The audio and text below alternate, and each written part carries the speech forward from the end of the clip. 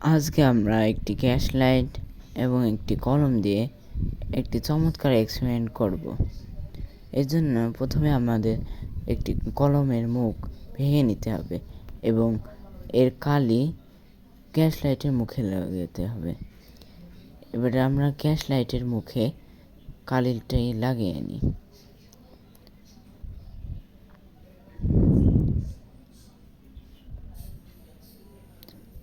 Quality লাগানোর পরে এবারটা আমরা গ্যাস লাইটটি জ্বালাব। দেখুন কি চমৎকার এক্সপেরিমেন্ট হয়েছে। দেখুন হাওয়ায় আগুন জ্বলছে।